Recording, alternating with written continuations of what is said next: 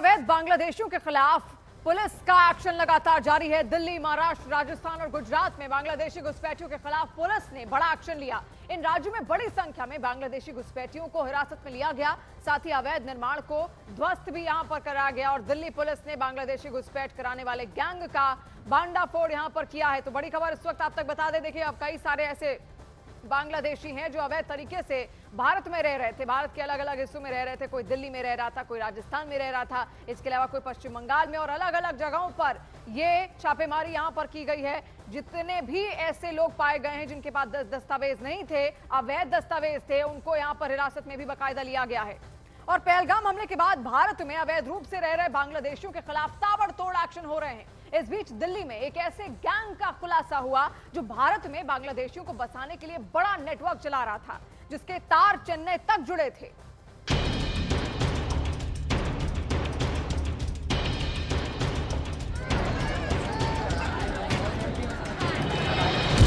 अवैध बांग्लादेशियों पर स्ट्राइक, 4 राज्यों में पुलिस का बड़ा एक्शन, घुसपैठियों के बड़े नेटवर्क का पर्दाफाश।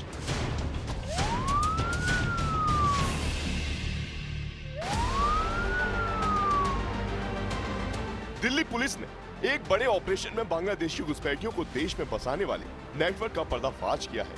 ये गैंग बांग्लादेशियों को फर्जी दस्तावेज के जरिए भारत में फंसाता था और उनके रहने और रोजगार की व्यवस्था करता था। दिल्ली पुलिस इलीगल इमिग्रेंट्स, खासकर बांग्लादेशी के खिलाफ स्पेशल अभियान चला रखा है। इस अभियान के दौरान सदर्न रेंज ने, साउथ डिस्ट्रिक्ट ने भी काफ़ी इलीगल इमिग्रेंट पकड़े हैं और ये साउथ ईस्ट डिस्ट्रिक्ट ने एंटी नार्कोटिक स्क्वाड की टीम ने एक अच्छा काम किया है और करीब 47 इलीगल इमिग्रेंट्स को हमने डिटेक्ट किया है, लीगल एक्शन लिए हैं।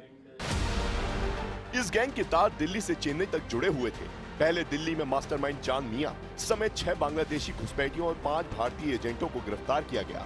बाद में चांद मियां की निशानदेही पर चेन्नई पुलिस ने भी 33 बांग्लादेशी घुसपैठियों को गिरफ्तार कर लिया। घुसपैठियों के बसाने वाले गैंग का सरगना 55 साल का चांद मियां है। चांद मियां पिछले 5 साल से बांग्लादेशियों को भारत ला रहा था। इसके लिए वो खुद महीने में 1 से 2 बार बांग्लादेश जाता था। इसके बाद बांग्लादेशियों को पश्चिम बंगाल, मेघालय और नेपाल की सीमा के जरिए भारत में घुसपैठ करवाता था। फिर बांग्लादेशियों को दिल्ली, बेंगलुरु और चेन्नई जैसे बड़े शहरों में ले जाता था।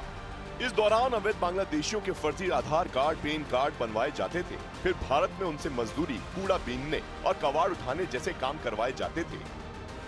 पुलिस ने अपनी छापेमारी में पकड़े गए अवैध घुसपैठियों के पास से फर्जी आधार कार्ड, बांग्लादेशी दस्तावेज समेत कई मोबाइल फोन बरामद किए हैं।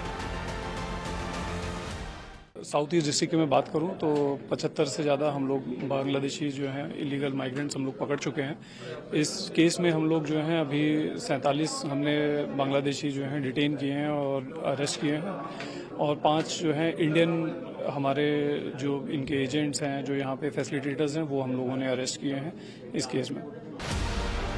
पहलगाम हमले के बाद से ही भारत में अवैध बांग्लादेशियों के खिलाफ चलाए जा रहे ऑपरेशन को और तेज कर दिया गया है।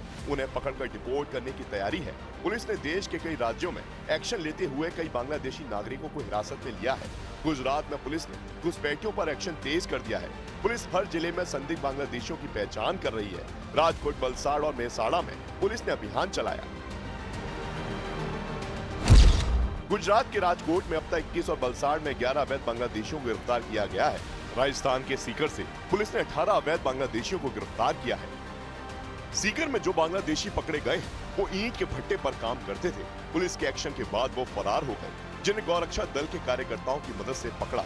इन घुसपैठियों के पास से फर्जी आधार कार्ड और बैंक दस्तावेज भी मिले हैं। भारत में बांग्लादेशियों के खिलाफ एक बड़ा ऑपरेशन चलाया गया है और देश की सुरक्षा एजेंसियां अब ऐसे नेटवर्क के खिलाफ जीरो टॉलरेंस मोड में है।